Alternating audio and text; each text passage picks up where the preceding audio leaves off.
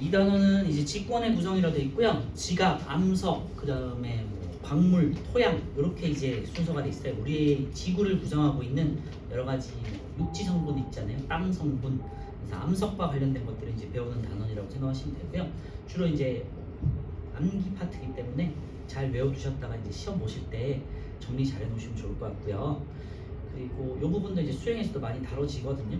지구계 구성 요소라든지 그다음에 지구권의 이제 층상 구조, 그다음에 이제 암석이 화성암, 그리고 퇴적암, 변성암 이렇게 나눠지는 것들을 분류하는 거 이런 것들도 이제 수행에서 설명을 많이 하니까 잘 정리해 놓으셔야 돼요. 일단 첫 번째 이제 지구계에 돼 있는데요. 지구계라는 건 지구 시스템을 말하는 거예요. 그리고 이 단원에서 지금 다루는 것들은요. 우리 이제 고등학교 가시면은 통합과학을 하잖아요. 통합과학이랑 그리고 이제 지구과학을 하실 텐데 거기서도 많이 나오는 기본 파트이기 때문에 꼭 잘 정리해 주세요. 지구계는요, 지구 시스템을 말하고요. 주로 이제 5가지 권역으로 나눠요. 그래서 밑에 보시면 직권, 수권, 기권, 생물권, 외권 5개로 나눠지는데요. 직권은 땅을 말하는 거예요. 수권은 물을 말하는 거예요. 주로 이제 바다가 되겠죠. 기권은 공기, 대기권을 말하는 거예요. 생물권은 우리 생물과 환경을 말하는 거고요. 외권은 지구 외적인 공간, 우주를 말해요. 주로 이제 태양계를 말한다고 생각하시면 돼요. 그래서 간단하게는 직권, 땅이 되겠고요. 수권은 물, 그 다음에 기권은 공기, 대기권, 생물권은 생물과 환경, 보통 생태계라는 표현을 쓰죠. 그리고 외권은 이제 우주예요. 주로 이제 태양계. 이 5개를 우리가 이제 중등 과학에서 나눠 배울 거거든요. 직권은 이제 오늘 이제 2단에서 배우는 거죠. 수권은 이제 원래는 2학년 때 배웠는데 2학년 2학기에 이제 가 있나? 잠깐만요. 이번에는 3학년 교재가 계속 왔다 갔다 해서 이제 이 계정에서는 2학년 3학년으로 이제 올라갔고요. 그 다음에 이제 기권 같은 경우는 원래 이제 3학년에 있는데 지금도 3학년에 있어요. 그리고 생물권 같은 경우는 이제 생물 파트가 주로 이제 광합성 호흡, 그 다음에 우리 동물계 에너지들, 소화, 뭐 호흡, 그리고 수단, 배설 이런 것들 있잖아요. 이런 것들이 이제 우리 2학기 때 배울 거거든요. 그리고 광합성하고 호흡은 1학기 때 배울 거고요.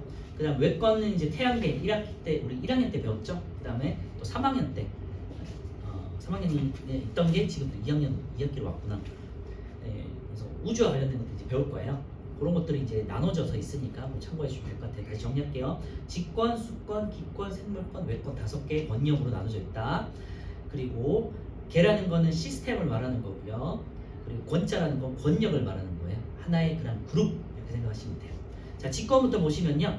우리의 기본적인 지각을 말하는 생각하시면 돼요. 지각, 암석 같은 땅을 말하는 생각하시면 돼요. 주로 이제 암석과 토양, 멘틀, 외핵, 내핵 같은 부분들을 말하는 거고요. 지구의 이제 지표면부터 안쪽까지를 직권이라고 해요. 그래서 지구 표면과 지구 내부 돼 있고요.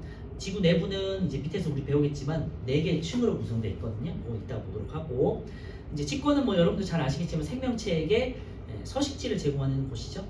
그리고 가장 중요한 건요. 여기다가 밑줄하세요. 기권이나 수권보다 부피가 크다. 직권은 이제 수권이나 기권보다 부피가 크다고 되어 있는데요. 직권 같은 경우는 지구 중심부까지를 보통 이제 권역으로 두기 때문에 지구 반지름이 6,400km거든요. 그래서 그냥 참고만 하세요. 지구 중심까지가 권역이기 때문에 부피가 상대적으로 큰 편이다. 왜냐면 수권은 바다만 따지는 거잖아요. 바다가 대부분이잖아. 근데 지구 중심에 비해서 바다는 얼마 안 되거든요. 한 몇 킬로 안 되잖아요. 그리고 기권 같은 경우는 대기권이 1000km예요. 그죠? 1000km예요. 아직 모르겠지만. 그래서 직권이 가장 큰 부피를 차지한다. 이 정도만 생각하시되, 이거는 직권, 기권, 수권의 얘기죠. 외권이 가장 큰 부피를 차지할 수 있겠죠. 왜냐면 태양계니까, 그치? 근데 그런 것까지 묻진 않아요. 그냥 참고로 직권이 수권과 기권에 비해서는 부피가 크다. 이 정도만 기억하시고, 왜? 지구 중심부까지의 깊이를 따지기 때문에. 수권은요, 이제 물을 말하는, 물의 영역을 말하는 건데, 주로 바다예요. 바다가 97%고요. 빙하가 한 2% 정도 돼요. 그리고 나머지 지하수가 한 1% 정도 되고요. 나머지 우리 지표면에 있는 물은 강과 호수인데 이게 0.03%밖에 안 돼요. 그러니까 우리가 쓰고 있는, 실질적으로 쓰고 있는 지표면에 있는 물, 강과 호수 이런 것들은 굉장히 적은 분량이죠. 그래서 지구는 물이 좀 부족한 편이라고 생각하시면 돼요. 자, 다시 이제 바다, 빙하, 지하수, 강, 호수 이런 것들을 말하는 거고요. 빙하는 여러분 잘 아시겠지만 얼음이에요. 얼음과 이제 눈의 형태인데 수권으로 들어가요. 그리고 바다가 수권의 대부분을 차지한다. 여기다가 밑줄에 넣으세요. 아까 제가 말씀드렸지만 97% 정도를 차지해요. 그래서 물의 대부분은 바다다. 그리고 지표면도 잘 아시겠지만 바다가 좀 많아요. 그죠? 직권보다는 지표면 자체는요. 표면 자체는 바다가 육지보다 더 많아요. 바다의 면적이 육지보다 더 많아요. 아시겠죠? 그리고 기권 같은 경우는요. 대기권을 말하는 거고 공기층을 말하는데 지표면부터 보통 1000km 정도를 대기권이라고 한다고 했죠. 지구를 둘러싸고 있는 여러 대기고요. 잘 아시겠지만 대기층에는 여러 가지 공기들로 이루어져 있어요. 그래서 가장 많은 게 질소예요. 질소가 78%, 산소가 21%, 그다음 세 번째가 아르곤이라는 기체가 있고요. 네 번째가 이제 여러분들 잘 알고 있는 이산화탄소가 0.03% 정도 돼 있어요. 그리고 한 다섯 번째, 여섯 번째가 수증기, 메테인 이런 것들로 이루어져 있고요. 그래서 수증기가 굉장히 적다는 것만 또 참고해 주시면 될 것 같아요. 기권에서는 세 번째 있는 거 잘 밑줄에 놓으시면 될 것 같아요. 특징이 기상현상이 나타난다. 대기권에는 있는 이제 수증기를 통해 가지고 구름이 만들어지고요. 그 구름에서 눈과 비 같은 기상현상이 일어나요. 그래서 기상현상 밑줄에 놓으세요. 자, 생물권은요, 이제 생물과 생물 둘러싸는 환경, 생태계를 말하는 거예요. 그래서 두 번째, 직권, 수권, 기권에 걸쳐서 분포한다. 여기다가 이제 밑줄에 놓으시면 될 것 같고요. 밑에다가 이거 한번 메모해 주실게요. 가끔 지문으로 나오는 문제기도 한데요. 생물권 같은 경우는 특징 중에 하나가 당연한 거예요, 그죠? 다른 행성에서는 나타나지 않는 특징이죠. 다른 행성과 구별되는 특징. 일단 태양계 내에서는 기본적으로 다른 행성이나 뭐 위성에 생물들의 흔적이 아직까지 발견되지 않았잖아요. 그렇죠? 이제 화성 같은 경우는 탐사선이 가가지고 무인 탐사선이 관찰을 하고 흔적을 지금 찾고 있고 작은 흔적을 찾은 걸로는 이제 나와 있지만 아직까지는 이제 공식적으로 일어나된 건 아니니까 기본적으로는 다른 행성과 구별되는 특징 중에 하나가 생물권이에요. 다른 행성에도 직권도 있고 기권도 있고 외권도 있잖아요. 물론 이제 수권이 없는 경우도 있겠지만 화성에는 수권이 있는 걸로 지금은 알려져 있잖아요. 얼음의 형태로. 그리고 이제 이렇게만 기억해 주시면 될 것 같고요. 그리고 외권 보시면요, 주로 이제 우주인데 주로 이제 태양계 내라고 생각하시면 돼요. 태양계를 벗어난 구간은 우리가 어차피 뭐 관찰이 안 되기 때문에 따지지 않고요. 그래서 공부하지 않아요. 자, 외권은요, 기권의 바깥 영역인 우주 환경이고요. 여기다가 비출할게요. 태양, 달 등의 천체에 있는데요. 태양계라고 생각하시면 돼요. 그리고 외권에는 밑에다가 이렇게만 메모를 해주세요. 지구의 이제 가장 큰 에너지의 공급원이 태양이거든요. 태양의 에너지를 이용해가지고 지구가 사용하는 모든 에너지의 99%가 태양에서 와요. 그 태양 빛 있죠. 그래서 지구계의 가장 큰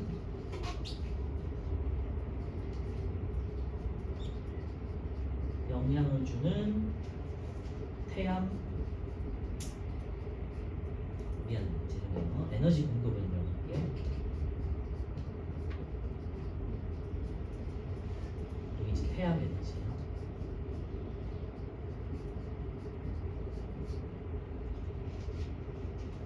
우리가 지금 사용하고 있는 화석 연료들이 전부 다 이제 태양 에너지로부터 저장이 된 거잖아요, 그죠? 그래서 그리고 지구의 이제 대부분의 뭐 광합성을 일으키는 것들, 식물들이 광합성이라는 걸 하거든요. 태양 빛을 가지고 이제 영양소를 만들어요. 그리고 우리가 먹는 영양소가 전부 태양에서 왔다고 생각하시면 돼요. 그렇죠? 그래서 지구가 사용하는 모든 에너지의 99.99%가 태양에서 왔기 때문에 외권이 굉장히 큰 영향력을 가지고 있다 생각하시면 되는데, 외권 자체는 우리 이제 생물과는 굉장히 중요하긴 하겠지만 우리가 공부하는 데는 그렇게 덜 중요하겠죠. 어쨌건 우리 입장에선 직권, 수권, 기권이 굉장히 중요하다고 생각하시면 돼요. 외울 게 많기 때문에. 자, 3번 이제 넘어갈게요. 지구계의 상호작용도 있는데요. 뭐 당연한 내용인데요. 이 다섯 가지의 권력, 직권, 수권, 기권, 생물권, 외권이 서로 간에 영향을 주고 받아요. 그래서 상호작용한다고 하거든요. 그런 예들을 많이 알고 계셔야 되고, 앞으로 예들이 많이 주어질 거니까 그것들을 볼 때마다 주로 기억해 주시고, 이런 것들을 이제 나중에 수행할 때 설명할 수 있어야 돼요.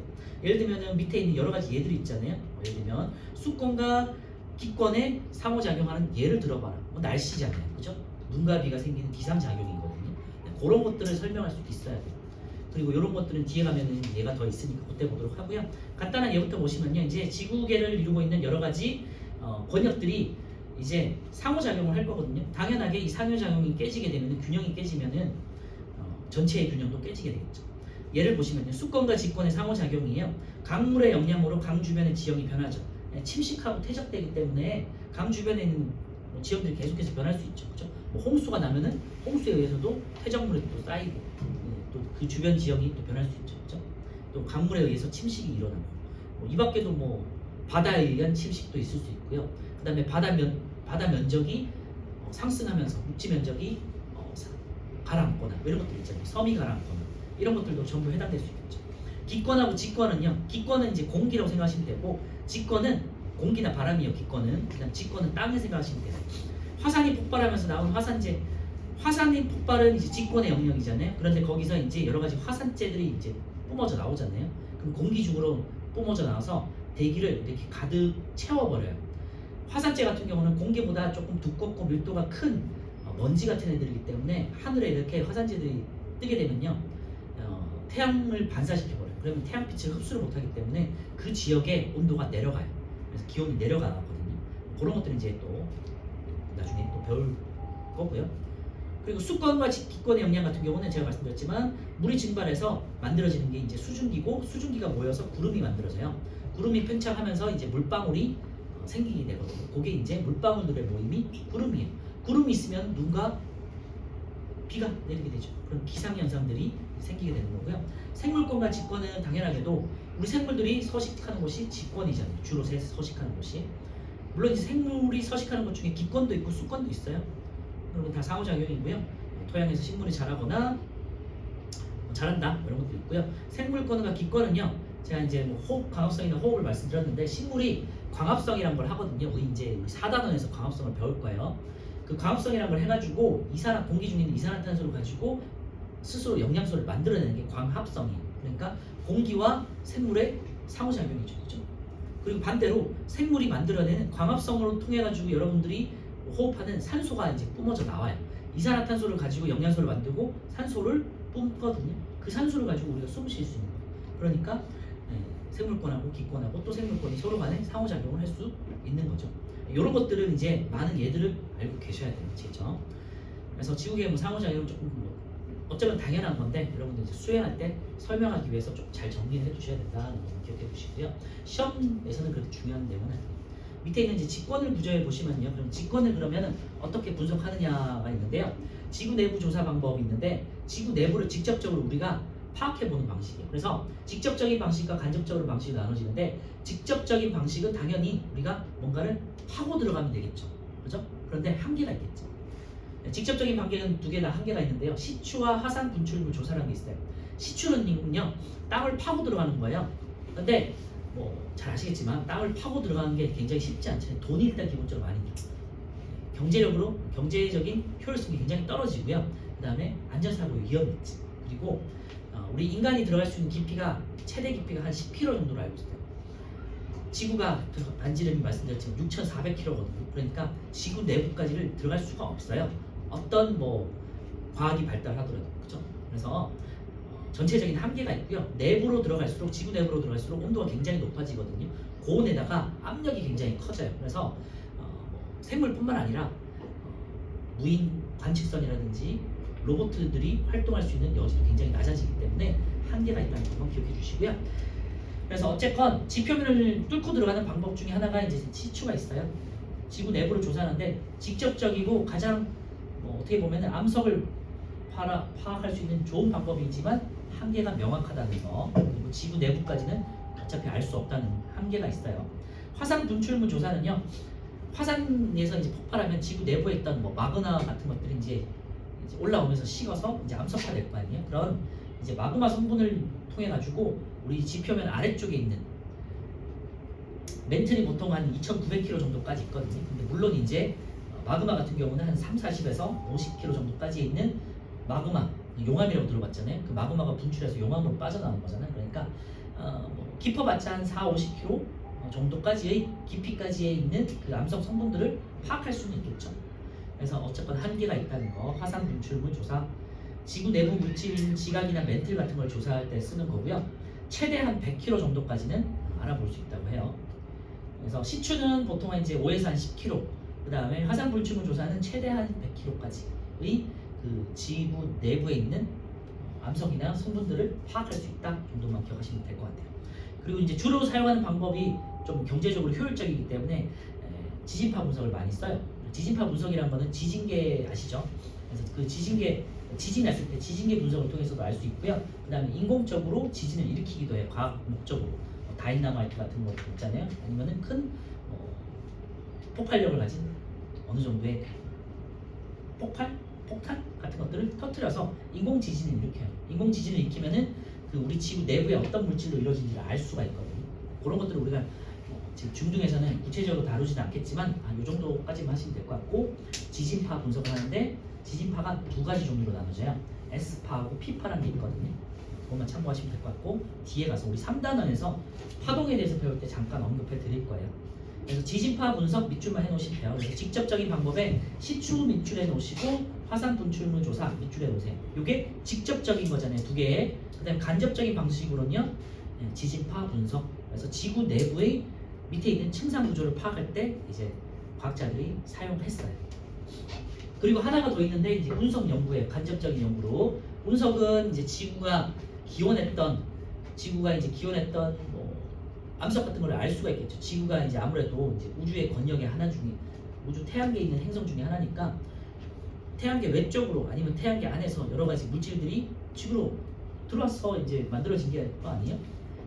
지구가 처음부터 이렇게 동그랗게 태어났던 건 아니고요. 여러 가지 암석들이 합쳐지면서 지구라는 큰 행성이 만들어진 거거든요. 그래서 우주에 있는 태양계에 있는 여러 가지 물질들에서 이제 기원했기 때문에 운석 같은 걸 이용해 가지고 당연히 이제 지구의 성분을 또 파악할 수 있겠죠. 과거에 어떤 성분들이 지구를 이뤘을까를 예측해 볼 수 있겠죠.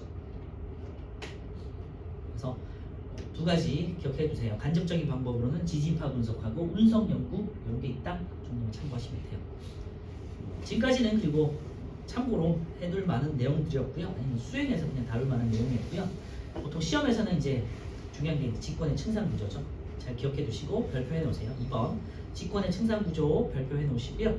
직권은 4개 층으로 구성되어 있어요. 그래서 각각의 특징들 하나씩 꼭 기억해 주셔야 되고,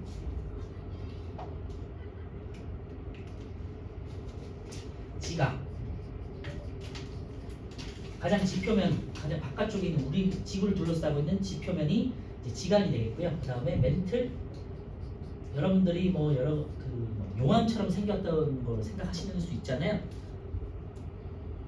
반지의 제왕이나 뭐 이런 여러 가지 영상물 같은 데서 나오는 그 안쪽으로 동굴 같은 데 들어가면 이렇게 막 뭔가가 녹아 있고, 그렇지? 용암, 마그마 이런 것들을 생각하시면 돼요. 멘틀. 그런데 이제 멘틀은 고체 성분이에요. 그래서 지각은 고체 성분이고요, 당연히. 그다음 멘틀도 고체고요. 핵이 이제 두 종류로 나눠지는데요. 외핵, 바깥에 있는 외핵과 안쪽에 있는 내핵으로 구성되어 있어요. 지구는. 그래서 외핵은 특이하게 액체로 되어 있다고 해요. 그리고 고체로 되어 있어요. 물론 당연히 액체로 되어 있는 걸 우리가 직접적으로 과학자들이 탐사를 통해서 알아본 건 아니고요. 시출할 수 없으니까. 여기는 내부 깊이가 한 3,000km 이상 되는 지점이 있거든요. 지진파 분석을 통해 가지고 지진파 두 가지가 있는데, 한 가지 종류가 S파, P파가 있는데 한 가지 종류가 액체를 통과하지 못해요.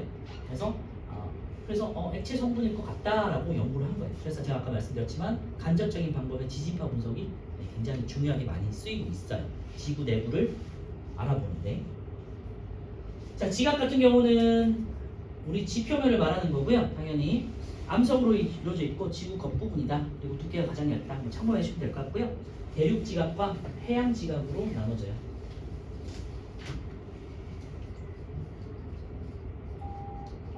대륙 지각, 해양 지각은 제가 다시 한번 정리해 드릴 테니까 마지막에 참고해 주시면 될 것 같아요. 그리고 두께 자체는요, 대륙 지각이 해양 지각보다 조금 더 훨씬 더 두꺼워요. 그래서 대륙 지각, 해양 지각에 밑줄에 놓으시고요. 평균 두께가 대륙이 더 크다. 근데 뭐 상식적으로 에베레스트 산맥을 생각해 보세요. 에베레스트 산맥 자체가 대륙이야, 그치? 예. 근데 바다는 어때요? 수면 그 지표 아래쪽 있잖아요. 해발고도 0m에 있는 거잖아요. 그치? 아래쪽에 있잖아. 그래서 바다가 굉장히 상대적으로 좀 두께가 얇다 정도 생각하시고 대륙은 상대적으로 두껍다 이렇게 생각하시면 돼요. 그런데 밀도는 해양 지각이 더 무거워요. 오늘 이따가 다시 말씀드릴게요. 그리고 멘틀인데요. 멘틀은 이제 지구 전체 부피의 약 80%돼 있죠. 거기다 이제 밑줄에 놓으시고요. 위에 한번 그림을 보시면요. 지각 아래쪽에 멘틀이 있는데 멘틀이 굉장히 두껍게 있는 걸 볼 수 있어요. 보통 한 80% 정도 된다고 하고요. 이게 이제 고체예요. 요거 액체가 아니라. 그래서 밑줄에 놓으세요. 지구 전체 부피의 약 80%. 그래서 지구의 대부분은 멘틀로 이루어져 있다라고 생각하시면 되고요. 멘틀은 그 마그마 성분에다가 여러 가지 고체들이 막 섞여 있는 상태. 그래서 고체 상태다 이렇게 생각하시면 돼요. 그래서 가장 큰 부피를 차지하고요. 지각보다는 밀도가 크다. 그냥 이 정도만 기억하시고 다시 이따가 다시 한번 정리해 드릴게요. 부피 최대 이 정도만 기억하세요. 외핵 같은 경우는요, 아까 말씀드린 액체 상태고요.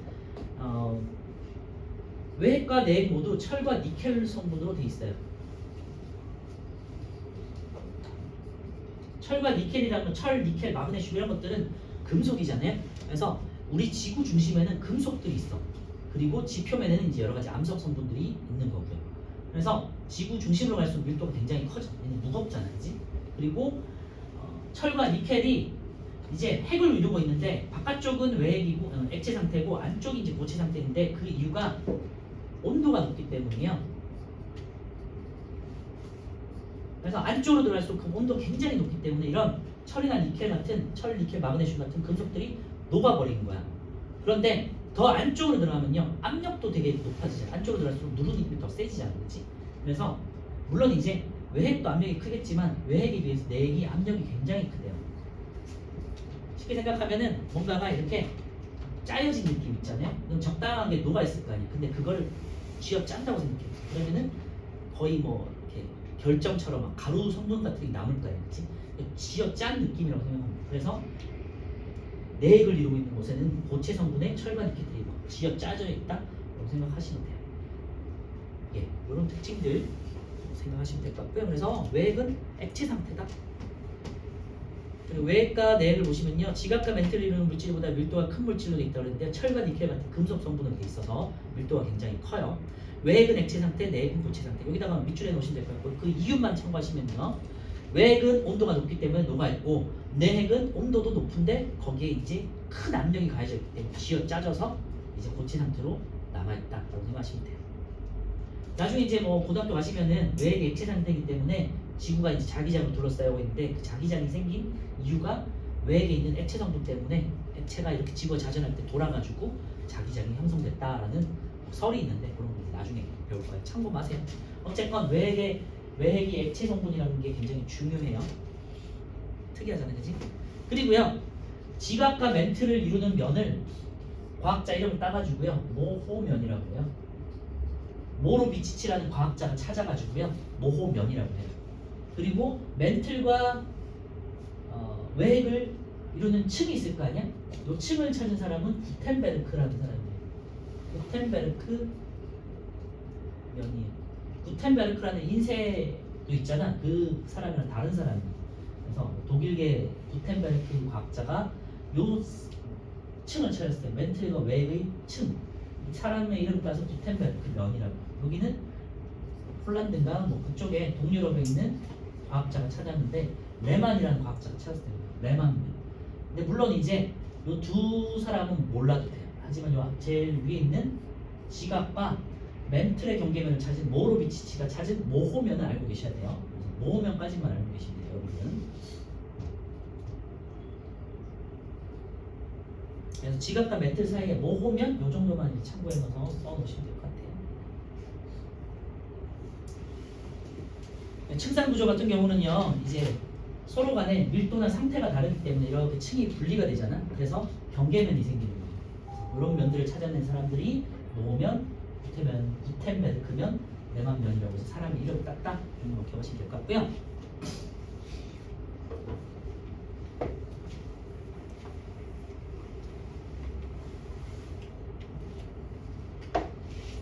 자, 마지막으로 여기 이제 대륙지각하고요, 해양지각하고요, 이제 멘틀까지 한번 비교해 볼게요. 대륙지각 같은 경우는 이제 평균 두께가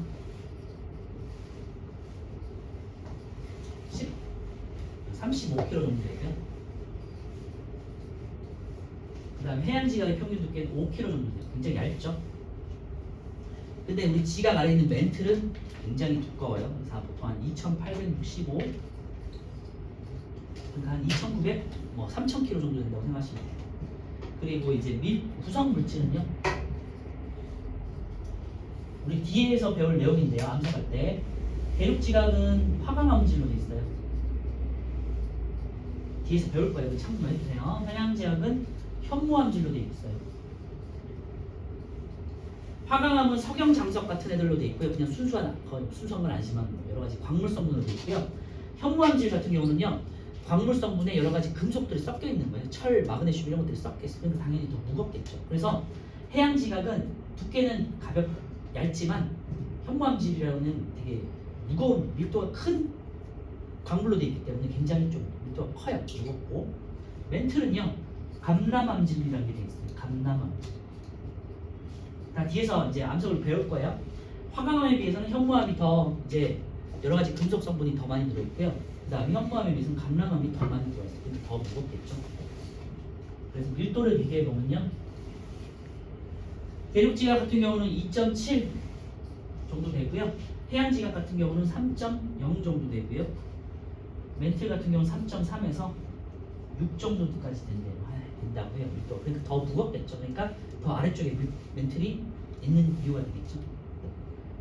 단위는 그램 퍼 세제곱센티미터고요. 이런 이제 밀도라든지 구성 물질에 의해서 이렇게 층이 분리가 되고 지구는 몇 개 층? 4개 층으로 분리가 된다. 그래서 지표면부터 따지면요. 지각 가장 얇고요. 그 다음에 가장 두꺼운 멘틀이 있고요. 그 다음에 외핵, 내핵으로 구성되고 외핵과 내핵 같은 경우는 철과 니켈로 이루어져 있는데 예전 굉장히 그래서 밀도가 커요. 무겁고 차이는 이제 뭐 온도나 압력의 조건에 따라서 외핵은 액체 상태, 내핵은 고체 상태 이 정도만 기억하시면 돼요. 네, 오른쪽에 플러스 강의 3번 한번 보면요. 지진파는 모든 방향으로 전달된다 되어 있고요. 통과하는 물질에 따라 전달 속도가 달라진다. 그리고 지구 내부 구조와 각 층의 상태를 알아낼 수 있다. 제가 말씀드렸듯이 과학자들이 이제 지구 내부들을 알아보기 위해서 지진파를 활용한다. 정도만 기억하시면 될 것 같고요. 4번에 직권의 층상 구조 모형 만들기. 이것도 이제 그냥 단순하긴 하지만 문제로도 많이 나오긴 하니까 참고해 보시면요. 뭔가 이제 점토 같은 걸 이용해가지고 이제 모형을 만들 때 지각은 35kg니까 굉장히 얇잖아요. 그래서 지각이 얇고 멘틀은 2865니까 모형 두께가 7.16으로 굉장히 두껍다. 부피 최대다. 이 정도만 기억하시면 되고요. 그리고 외핵 같은 경우는 단점이 어떻게 돼요? 모형으로 만들 때 외핵은 액체 상태이기 때문에 구현하기가 쉽지 않다. 정도만 참고하시면 되겠죠. 자, 문제 한번 풀어볼게요. 오른쪽에 지구를 이루는 제가 할게요. 지구를 이루는 땅, 물, 공기, 생물 등은 각각의 영향을 이루면서 서로 영향을 주고받는다. 이를 무엇이라고 하는가 되어 있는데요. 이게 이제 지구계가 되겠죠. 네. 지구계.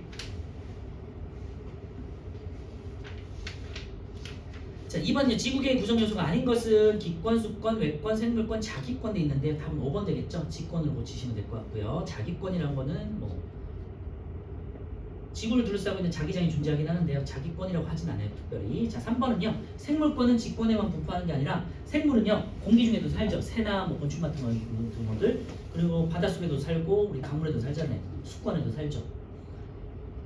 그래서 직권, 수권, 기권에 산다. 이렇게 해야겠죠. 외권에 사는 건 아니니까. 2번은요. 태양, 달, 행성 등의 천체는 외권에 포함되죠. 그러니까 X. 1번도 X, 2번도 X. 3번의 외권에서는 비바람 같은 기상현상이 나타난다 그랬는데요. 이거는 대기권이죠. 기권. 그래서 X. 수권은요. 빙하를 포함하는 층이고요. 포함하고요. 바닷물, 강물 등 지구에 존재하는 물이다. O가 되겠죠. 그래서 빙하는 고체 상태의 물이에요. 나머지 것들은 액체 상태의 물로 되어 있고요. 기체 상태의 물, 수증기는 이제 기권을 이루게 돼요. 4번은요. 직접적인 조사 방법은 시추와 화산 분출물 조사죠. 기억, 디귿 되겠고요. 간접적인 방법은 지진파 분석, 그리고 제가 추가로 말씀드렸던 운석 연구 이런 것들이 해당되겠죠. 가장 효과적인 조사 방법은 지진파 분석이에요. 왜냐면 시추나 화산 분출물 조사 같은 경우는 위험도 있고 그다음에 경제적으로 굉장히 효율적이지 않기 때문에 말씀드렸죠. 5번 같은 경우는 직권의 각층을 지표에서 가까운 곳부터 다시 한번 정리해 볼게요. 지각, 멘틀, 외핵, 내핵 4개 층이고요. 지각, 멘틀, 외핵, 내핵. 외핵만 액체 상태라는 거 잘 기억해 주세요. 자, 6번 두께가 가장 얇은 층은 A가 되겠죠. 지각. 액체 상태로 추정되는 층은 C가 되겠죠. 외핵이 되겠고요. 고체 상태면서 가장 큰 부피 오른쪽 그림에서도 볼 수 있지만 B가 되겠고요. 멘틀이 되겠어요. 방금 한 거를 문제를 바로 풀어볼게요. 자, 쭉 넘겨서 58페이지 몇 개 안 돼요. 1번부터 4번까지.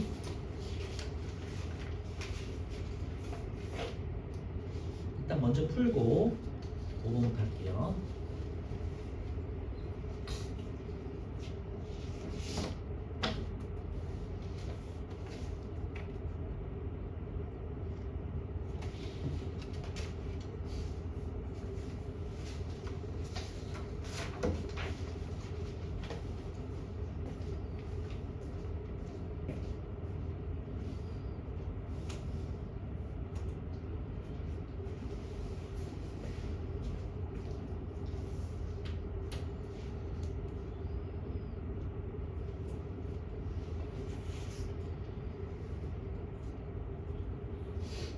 요단 원래 개정판 전에는 1호 개정에서는 1학년 1학기 첫 단원이었어요. 1단원. 그래서 시험보다는 주로 수행에서 많이 다뤘던 단원인데 이제 여러분들은 2학년 2학년 1학기 2단으로 올라왔기 때문에 수행에서도 다룰 수 있지만 시험에 많이 나올 수 있는 내용이 되겠죠. 그죠? 그래서 특히 암석과 강물 같은 경우는 외울 게 되게 많거든요. 다음 주에 할 부분인데 그래서 아마 시험에서 공부를 좀 많이 해둬야 될 부분이 있을 거예요. 1학기 때. 자, 1번부터 보시면요. 지구계를 구성하는 요소 되어 있고요. 직권은 지구의 겉부분인 지각만 포함하는 게 아니죠. 지구 중심부까지 모든 영역을 포함한다고 했죠. 2번은요. 수권의 대부분은 바다가 차지해요. 이게 맞겠네요. 2번. 바다가 97%, 나머지는 이제 생각보다 빙하가 많아요. 빙하가 두 번째예요. 그리고 지하수가 그다음 세 번째, 나머지 강과 하천수, 호수 이런 것들은 마지막 0.03%. 기권은 지구 대기와 함께 우주 환경, 우주는 외권으로 분류가 되고요. 외권은 지구계의 다른 구성 요소들과 영향을 주고받죠. 생물권은 여러 곳에 분포하니까 틀렸고. 1번에 2번. 2번은요. 지구계를 이루는 여러 가지 물질들을 분류한 거다. 가는요. 돌과 흙으로 되어 있으니까 직권 되겠죠. 나는요. 바다 빙하니까 수권, 물이죠. 다는요. 바람, 구름, 수증기, 이건 공기니까 기권 되겠죠. 나비, 인간, 고래는 생물권 되겠고요. 태양과 달은 이제 외권으로 분류할 수 있죠. 이렇게 권역 분류를 잘 할 수 있어야 되고요. 가는 틀렸고 2번 나는 지구에 존재하는 물이다. 맞죠? 답은 1번이겠네요. 3번 다는 마와 서로 서로 간에 어쨌건 다 영향을 받아요. 그죠? 그리고 외권 아까 전에 말씀드렸지만 태양에 의해서 여러 가지 기상현상이 일어날 수 있어요. 그러니까 맞아요. 4번은요. 라는 가나다에 분포한다. 생물은 가나다에 분포하죠. 지구계는 5개의 영역으로 구분할 수 있고요. 자, 3번은 기권, 지구를 둘러싸인 대기고 1000km 정도 된다. 질소, 산소 등 여러 가지 기체로 이루어져 있다. 비구름 등의 기상현상이 일어난다. 수증기에 의해서 나타나는 거고요. 지구계의 구성 요소 중 가장 큰 부피, 지구계의 구성 요소 중 가장 큰 부피는 외권이죠. 그죠?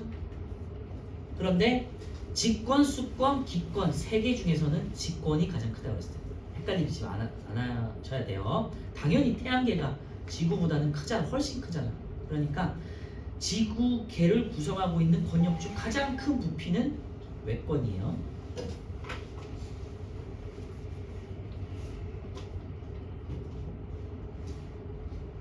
그러니까 4번이죠.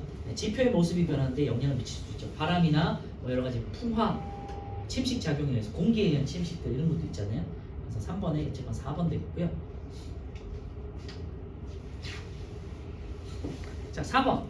이제 인도네시아 화산 폭발이 이제 과학 우리 배우는 동안 많이 나올 거예요. 그래서 이 큰 폭발이 있었기 때문에 이때 화산재가 많이 분출돼 가지고요.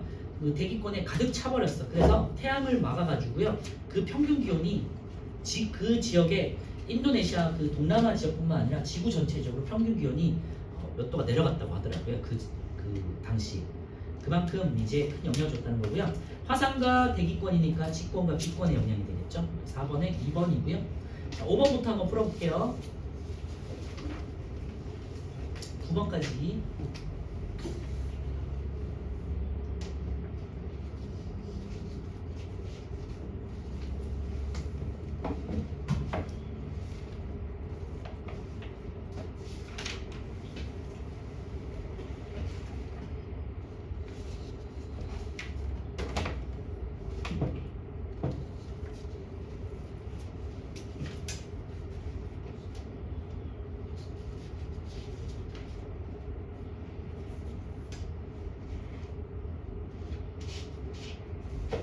증상 구조 4가지. 지각, 멘틀, 외핵, 내핵 잘 기억해 주시고, 외핵은 액체 상태로 되어 있고요. 지각은 가장 얇지만 대륙 지각과 해양 지각으로 구성되어 있고, 대륙은 평균 35kg, 해양은 5kg. 평균 밀도는 오히려 해양이 조금 더 무겁다 이렇게 기억해 주시면 되고요. 멘틀은 부피가 최대 지구에서 보통 한 80kg 정도, 80%를 차지한다. 외핵 같은 경우는 이제 액체 상태고 철과 니켈, 내핵 같은 경우는 고체 상태고 철과 니켈. 그래서 밀도가 굉장히 크고 무겁다. 그래서 중심부 쪽으로 가라앉아 있다. 이렇게 생각하시면 되겠죠.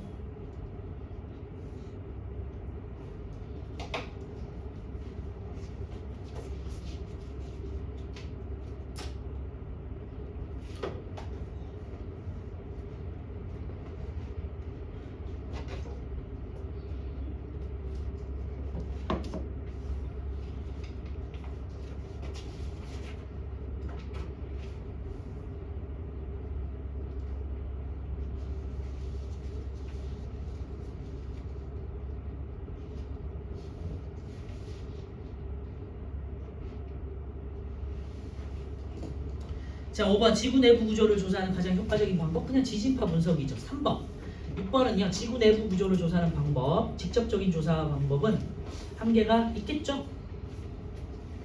답은 1번이네요. 네.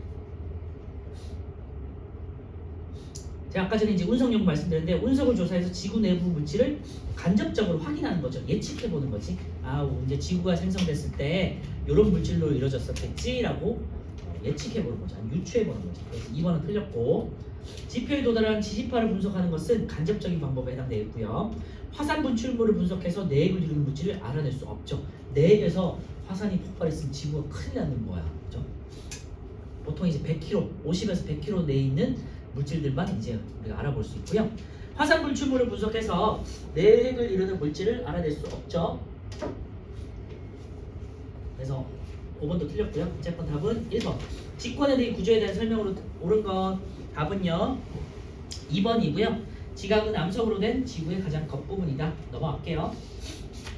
7번에 2번. 8번은요 지구 내부 구조를 나타낸 것이다. 1번 A는 대륙 지각, 해양 지각으로 구분되죠. A와 B의 경계면을 아까 말씀드렸지만 모호면이라고 해요. 정확히는 모로비치치라는 사람이 찾아서 모로비치치 면인데 너무 이름이 길고 어렵잖아요. 그래서 모호면으로 줄여서 말하고요. 지각과 멘틀의 경계면 보는 그 면은 꼭 알고 계셔야 돼요. B는 A보다 밀도가 크죠. 그리고 아래쪽으로 갈수록 밀도가 점점 커져요. 당연히 이제 가라앉는 거니까. 자 4번 C는 액체 상태고요. 맞고요. 지진파 조사를 통해 추정했다고 말씀드렸죠. 간접적으로. D는요 나머지 세층과 물질의 상태가 다르다는데 A, B, D가 고체, C가 액체 상태예요. A가 지각, B가 멘틀, C가 외핵, D가 내핵 순이에요. 자 9번은요 육지가 이제 바다보다 더 두꺼운 거 이제 눈으로 우리 볼 수 있죠. A는 이제 육지가 있는 거니까 대륙 지각이 되겠고요. 1번 틀렸고 2번 B는 이제 해양 지각이고 평균 두께가 5km라고 그랬죠. 대륙이 35, 해양이 5km. C의 위쪽과 아래층을 이루는 물질은 서로 다르다 되는데요. C가 이제 지각과 밑에 있는 멘틀의 경계면이 되겠죠. 그러니까 물질이 서로 위아래가 다르겠죠. 9번에 3번이죠. 4번은요. D를 이루는 물질은 이거는 이제 멘틀이기 때문에 고체 상태예요. 흔히 이제 우리가 용암을 생각하니까 이제 액체 상태일 거라고 생각하지만 그 밑에는 그렇게 막 용암처럼 이렇게 막 녹아 있는 게 아니라 이제 고체 성분들도 막 같이 섞여 있는 거라서 그냥 고체라고 해요. A, B, D 중 밀도는 B가 가장 크다 돼 있는데요. D가 가장 아래쪽에 있을수록 이제 멘틀이 가장 더 밀도가 크겠죠. 예, 다시 앞으로 돌아오시고요. 이제 광물을 볼 거예요. 54페이지. 여기는 뭐 어차피 빨리 정리하고 외우시는 것들이라서 오늘은 그냥 정리를 쭉 한다고 생각하시면 돼요. 중요한 것들만 잘 표시해 두세요. 그래서 지금까지는 지각을 봤잖아요. 그러면은 지각을 이루고 있는 것들이 암석인데, 암석은 우리가 다음 주에 봐요. 암석의 주요 성분들이 이제 광물이라고 해요. 암석을 이루려면 뭔가들이 있어야 되잖아요. 작은 기본 단위가 있어야 되는데 그거를 광물이라고 해요.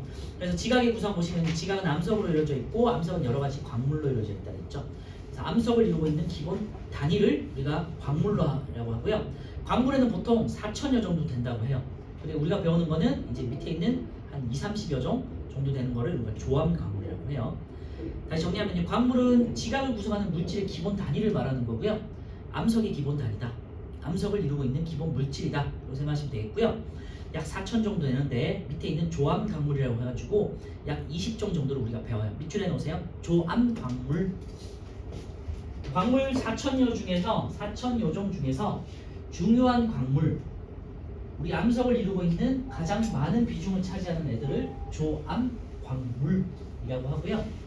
보통 한 2, 30여 종 정도 돼요. 근데 우리는 밑에 있는 애들 한 뭐 7개, 8개 정도만 공부를 해요.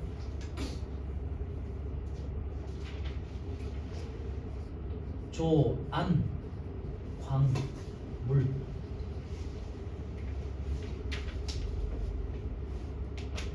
조자가 이룰 조자고요. 암이 암석 조자. 그래서 암석을 이루고 있는 기본이 되는 광물 이렇게 생각하시면 돼요. 조암 광물 이름을 잘 기억해 주시고요. 밑에 주요 조암 광물. 자, 석영, 장석, 흑음모, 각섬석, 휘석, 감람석. 여기서 한 6개 정도를 배워요. 장석이 가장 많아요. 그래서 오른쪽에 보시면은 원그래프가 있는데 장석에다가 동그라미 쳐놓으세요. 비중을 보시면 51%예요. 그래서 조암 광물들 중에서 가장 많은 게 장석이에요. 그리고 이제 우리가 주로 보는 것들 중에 하나는 지표면에서는 석영을 많이 봐요. 왜냐면 모래 주성분이 석영이거든요. 그래서 석영 장석이 가장 많다. 이렇게만 같이 기억하시면 돼요. 장석 그리고 석영 이렇게 돼 있는데요. 장석은 주로 이제 흙의 주성분이고요. 석영은 모래의 주성분이에요. 그래서 이제 도자기나 벽돌 같은 거 만들 때는 이제 장석을 쓰는 거고요. 우리가 이제 뭐 모래 성분으로 만들어진 것들 있잖아요. 뭐 유리, 렌즈, 그 다음에 반도체, 그리고 또 뭐가 있을까? 태양전지 이런 것들은 이제 석영으로 만들어집니다.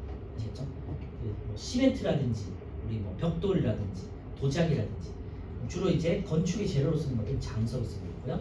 그래서 흙, 장석, 우주변에 흙이 많잖아요, 그렇지? 그 다음에 돌을 이루고 있는 모래 같은 경우는 이제 석영 이렇게 생각하시면 돼요. 주로 색깔이 어때요? 주로 밝은 편이죠. 그래서 석영 장석은 밝은 색을 이루고 있는 대표적인 광물들이에요. 이따가 이제 볼 거고요. 그래서 석영, 장석, 흑음모, 각섬석, 휘석, 감람석 이 6개 이름을 잘 기억해 주세요. 석영, 장석, 흑음모. 흑음모는 아시는 분도 있을 텐데요. 층으로 된 까맣게 생긴 돌이에요. 그리고 광택이 있고요. 흑음모를 이용해 가지고 여러 가지 뭐 전지라든지 그 다음에 뭐 전기와 관련된 절연체 같은 걸 만들어낼 수 있거든요. 참고하시고 흑음모의 특징은 잘 깨져요. 판으로 쪼개져요. 쪼개짐이 있어요. 그래서 흑음모로 보신 분들은 혹시 아시겠지만 딱 치면은 얘가 딱 쪼개져요. 이렇게 판으로. 그런 특징이 있어요. 어차피 까맣게 생겼고요. 흑자잖아, 그치? 여러 가지 뭐 탄소 전지 같은 전지에 많이 쓰여요. 우리 건전지 같은 거 있잖아. 근데 각섬석, 휘석 이름이 다 처음 들어보실 거예요. 감람석 인데요. 석영 장석은 이제 하얀 계열이에요. 그래서 밝은 광물이고요. 나머지 4개들은 흑음모, 각섬석, 휘석, 감람석은요. 주로 이제 어두운 광물로 분류가 돼요. 요 색깔 정도는 기억하고 계셔야 돼요. 일단 조합 광물 중에 6가지 석영 장석, 석장, 그리고 흑음모, 각섬석, 휘석, 감람석. 흑음모, 각섬석, 휘석, 감람석. 흑음모 까만색, 각섬석은 검은 녹색. 흑록색. 휘석은 녹색. 그리고 감람석은 이제 황록색. 약간 누리끼리한 황록색.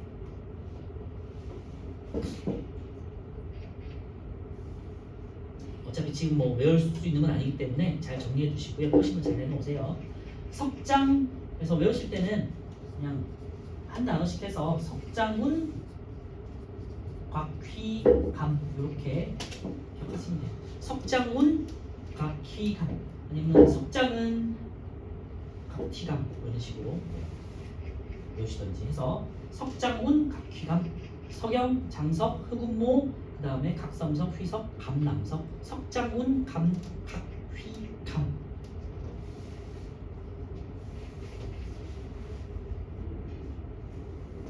네.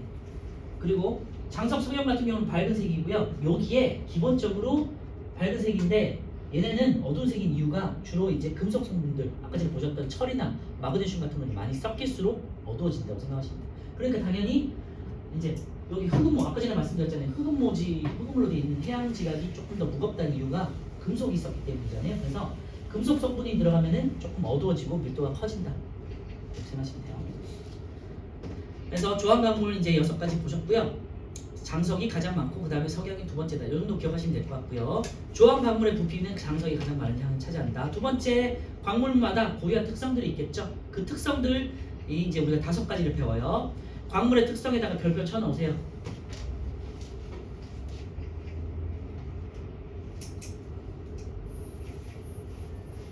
첫 번째 색, 그리고 두 번째 좁은 색, 세 번째가 굵기, 단단한 정도를 말하는 거고요. 4번은 염산 반응, 5번은 자성, 그러니까 자석과의 반응, 자석의 성질. 자, 색을 보시면요, 방금 했던 거예요. 밝은 색, 어두운 색으로 구분할 수 있죠. 그래서 색은요, 겉으로 보이는 광물의 색이고요. 아까 전에 말씀드렸지만 철과 마그네슘 같은 금속이 많이 포함될수록 어두워진다. 네, 그 정도만 기억하시면 되고요. 밝은 색은 주로 이제 산소와 규소로 돼 있어요. 규소라는 게 아직은 잘 모르시지만 반도체의 원료가 되기도 하고요. 모래 주성분이에요. 모래 주성분. 모래 색깔 생각하시면 돼요. 그래서 석영 장석은 이제 밝은 색이고요. 석영 같은 경우는 주로 이제 약간 투명하게 생겼어요. 약간 크리스탈처럼 투명하게 생겨가지고 무색이거나 흰색이고요. 투명해요 보통. 장석은요 흰색이고요. 흑음모는 검은색이고요. 각삼석은 이제 약간 흑록색이라고 그래요. 녹색이 나는 이제 검은빛이라 생각하시면 되겠고요. 휘석은 녹색이고 검은색, 감람석은 조금 약간 좀 밝은 황록색을 띠고 있어요. 그래서 밝은색 광물 2가지, 석영장석, 어두운색 광물 4가지, 흑음모, 각삼석, 휘석, 감람석 기억해 주세요. 그리고 주로 철, 마그네슘이 포함될수록 어둡다. 이것만 기억합시다. 알겠죠? 자, 조흔색 밑줄에 놓으시고요. 조흔색은요 가루색이에요. 가루색. 얘네가 겉으로 볼 때는 되게 까맣고 하얗잖아요. 그런데 뭐 흰 애들은 어차피 상관없지만 까만 애들은요, 까만 애들도 특이하게 흑음모가 까맣잖아요. 근데 얘를 가루를 내보면요 하얗게 변해요. 가루는 하얀색인데 광물은 까만색입니다. 그죠? 그래서 비슷한 광물색을 가지고 있을 때 비교하기 위해서 가루로 만들어 비교해서 보는 게 좋은 색이에요. 조금판이라는 게 있어요. 도자기판이라고 생각하시면 되고요. 오른쪽 아래쪽에 초벌구이한 도자기판이고 약간 흰색이에요.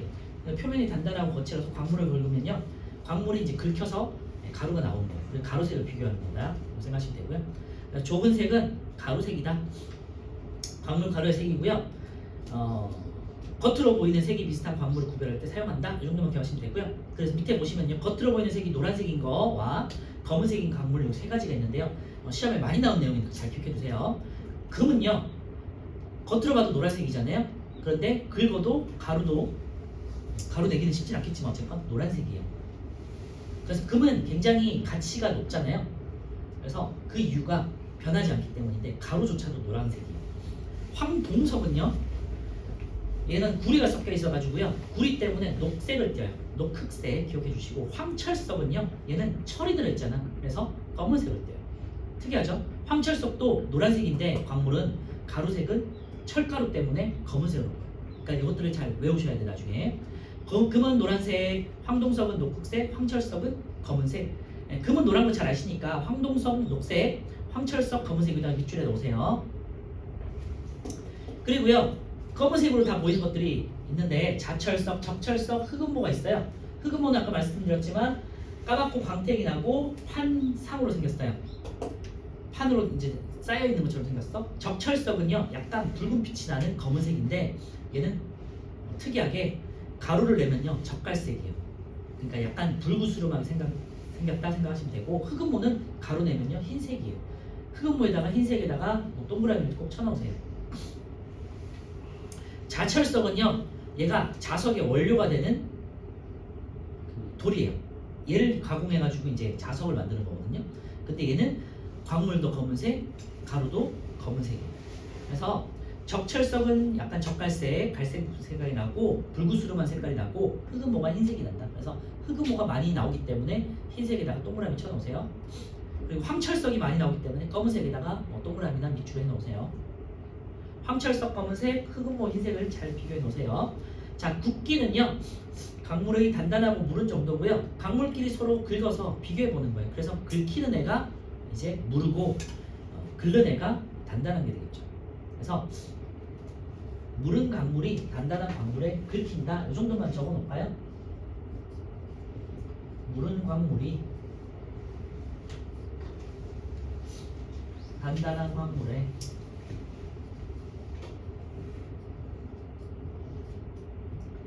긁힌다. 여러분들 잘 알고 있겠지만 가장 단단한 그 광물은 금강석이라고 다이아몬드예요, 그죠? 다이아몬드도 하나의 금강석이라는 암석으로 이제 분류를 하거든요, 광물로.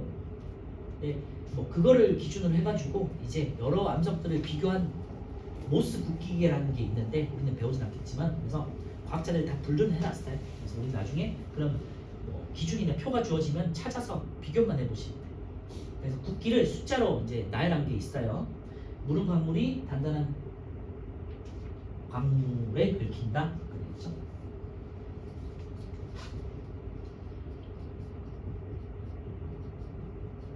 그래서 서로 간에 광물끼리 긁어서 긁히는 여부를 보는 게 이제 굵기가 되어 있고요. 좋은 색은 가루색, 색은 겉보기색. 색과 좋은 색을 우리가 구분할 수 있어야 된다고 그랬죠. 흑음모는 검은색이지만 흰색, 좋은 색이, 그리고 황철석 같은 경우는 노란색이지만 좋은 색은 검은색. 자, 이번에 염산 반응과 자성인데요. 염산을 떨어뜨렸을 때 부글부글 이제 녹으면서 기체가 발생하는 게 있어요. 이게 이제 방해석이에요. 어차피 금속 광물 하나밖에 없기 때문에 그냥 밑줄만 해놓으세요. 염산 반응은요, 방해석 여기다가 밑줄 해놓으세요. 얘에다가 방해석에 묽은 염산을 떨어뜨리면 거품이 발생한다는 얘기인데요. 간단하게 설명드리면요, 방해석이라는 애는 탄산칼슘으로 되어 있어요. 탄산칼슘이 뭐냐? 조개 껍데기나 달걀 껍데기 산호 같은 거라고 생각하시면 돼요. 그게 탄산칼슘으로 되어 있거든요. 그 탄산칼슘 안에는 우리 아직 배우진 않았지만 CaCO3라고 해가지고 탄산이라는 게 들어있어요. 우리 콜라나 사이다에 있는 탄산 있죠. 그 탄산들이 굳어가지고 생긴 게 탄산칼슘이에요. 요게 탄산칼슘에 있는 요 부분이 이제 녹으면은 CO2 이산화탄소를 발생시켜요. 요게 거품의 정체예요. 이 정도만 기억하세요, 오늘은. 그래서 방해석에 묽은 염산을 떨어뜨리면 탄산칼슘에 있는 이산화탄소가 발생해서 거품이 난다. 볼볼볼하고 올라와요. 그래서 염산 반응은 방해석, 요것만 그냥 외우시는 거예요. 그리고 거품은 이산화탄소. 그리고 자성, 요거는 자석의 성질을 띠고 있는데 위에 제가 말씀드렸던 자철석 있죠. 그래서 자성은 딱 하나밖에 없어요. 자철석, 자철석. 자철석에다 밑줄에 놓으세요. 오른쪽 그림에서처럼요, 자철석에다가 클립 같은 세부치를 갖다 붙이면요, 세부치가 붙어요. 그래서 이렇게 뭐 특징들을 가지고 얘가 어떤 암석인지 어떤 광물인지를 분리해 볼 수 있겠죠. 그게 이제 뒤에 나올 거고요.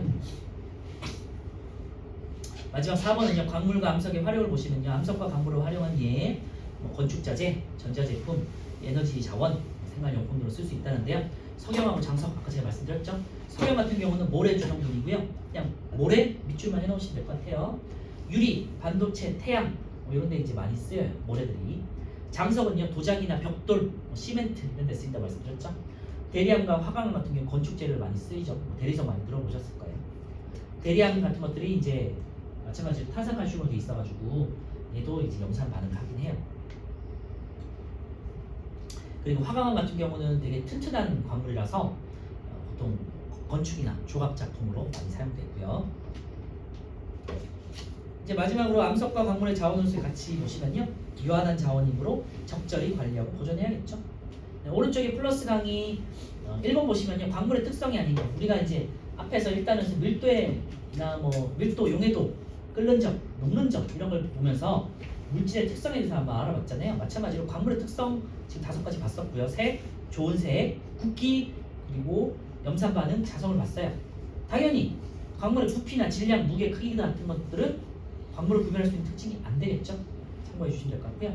이번에 자철석과 적철석 흑음의 좋은 색 보시면요, 작철석은 까맣고 적철석은 약간 붉은빛이 돌고요. 그 다음에 흑음호는 하얀 거 볼 수 있죠.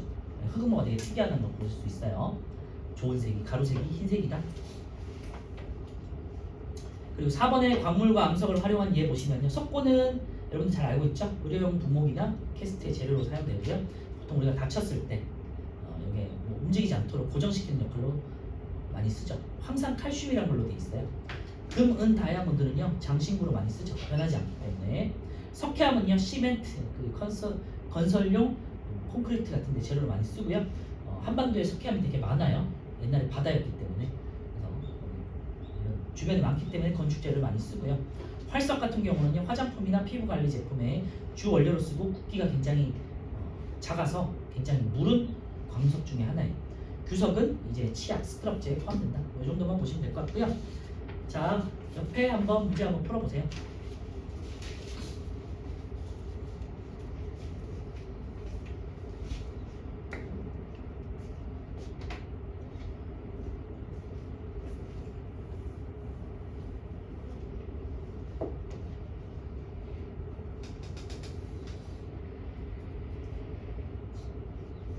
조항광물을 6가지 오늘 배웠는데요. 석영장석, 흑음모, 각삼석, 휘석, 감람석, 석장운, 각휘감 이렇게.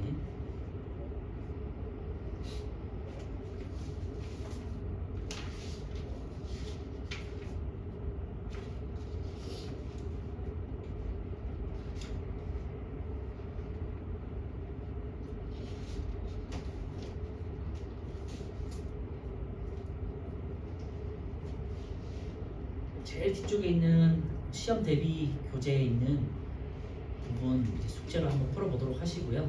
오늘 배웠던 파트, 지각의 구성 파트 한번 꼭 풀어보세요. 문제는 다음 주에 풀 거고요. 오늘은 뒤에 있는 실험까지만 볼게요. 자, 7번은요. 지각은 암석이고 암석은 광물로 이루어져 있다. 맞죠?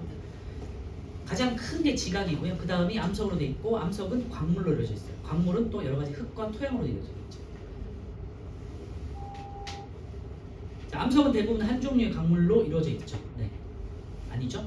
X. 여러 가지 이제 광물들이 섞여 있는 게 암석이에요. 암석을 이루는 광물 중 가장 희귀한 것을 아니죠. 가장 많은 것을 조항 광물이라고 해요. OXX가 되겠죠. 아까 보셨듯이 장석이 50몇%, 석영이 뭐 10몇 %에서 같이 합쳐서 거의 70%를 차지해요. 광물을 구별할 수 있는 고유의 특성이 아닌 것 5가지가 있었어요. 색과 좋은 색과 굵기와 염산과 자성 반응. 이거 말고는 아니에요. 그래서 질량은 고유한 특징이 아니잖아요. 질량은 뭐 같을 수도 있고 다를 수도 있으니까. 9번요. 자, 요 좋은 색, 금은 노란색이고요. 황동색은 아까 전에 녹흑색, 그리고 황철석은 검은색. 황철석 잘 기억해 주시고요. 자철석은 검은색, 적철석은 적갈색, 흑음모는 흰색. 흑음모 잘 기억해 주세요. 자, 겉으로 보이는 색이 밝은 색이 광물 돼 있는데요. 석영장석이죠. 기억하고 리을. 나머지 어두운 거는요. 감람석, 적철석, 자철석, 흑음모 이런 애들은 이제 어두운 광물에 분류가 되죠. 겉으로 보이는 색이 검은색인데 좋은 색이 흰 거, 이거는 흑음모가 되겠죠. 미음. 그래서 흑음모가 많이 나와요. 세부치를 끌어당기는 거예요. 자성을 띠고 있는 건 딱 하나밖에 없다 그러죠. 자철석. 그리고 염산 반응의 대표적인 거는 광해석. 지금 많은 광물과 암석의 이름들이 나오기 때문에 지금 당장 외우기는 쉽진 않을 거예요. 잘 정리해 놓으셔야 돼요. 11번. 자, 유리 반도체 태양 전지판의 재료는요. 석영이에요. 석영이 아까 전에 모래 주성분이라고 그랬잖아요. 대리암은요. 조각 장품을 만드는 데 이용되고요. 이처럼 암석과 광물은 우리 생활에 다양하게 활용되고 있지만 유한하죠. 정해져 있기 때문에 적절히 관리하고 보존해야 한다. 넘겨서 광물의 특성 관찰 요 하나만 보고 이제 마무리할게요.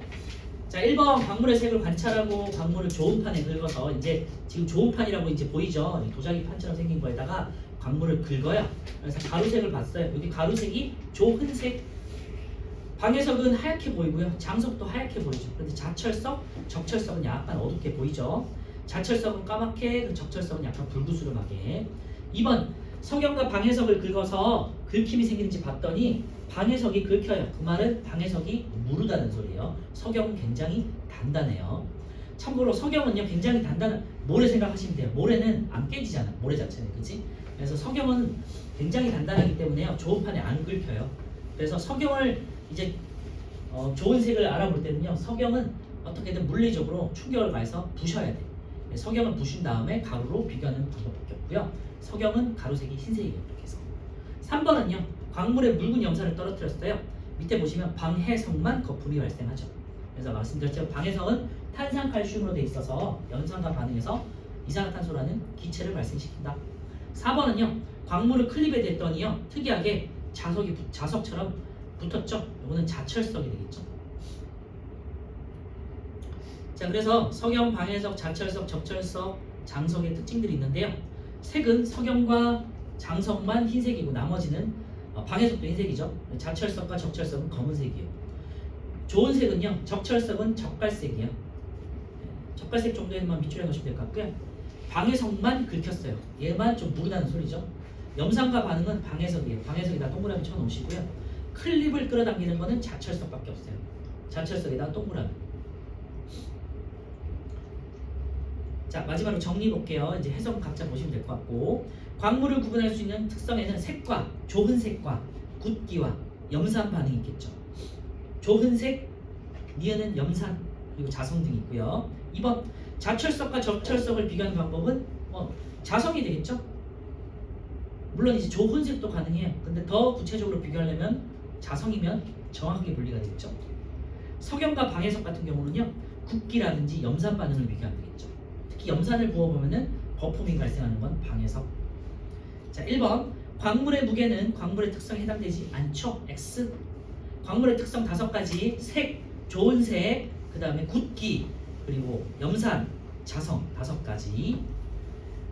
2번 석영과 방해석은 겉으로 보일 때는 그냥 투명하거나 흰색이에요. 그러니까 O가 되겠죠. 염산 반응은 방해석에서만 일어나죠. 그러니까 X. 자철석은 클립을 끌어당기죠. O. 이 실험에서는 석영의 좋은 색을 알 수 없죠. 이 실험에서는 무슨 건 아니니까. 그래서 O. 방해석은 석영보다 무르다고 표현을 한 거죠. X. 자, 2번만 하고 마무리할게요. 광물에 클립을 대보고 변화를 관찰한다. 이거는 자철석을 찾아볼 수 있겠죠. 광물에 묽은 염산을 떨어뜨리고 변화를 관찰한다. 이거는 방해석을 찾아볼 수 있겠죠. 예. 여기까지 하고요. 다음 주는 이제 문제 풀면서 마무리하고 2장으로 넘어갈게요. 암석들을 볼 거예요. 다음 주는.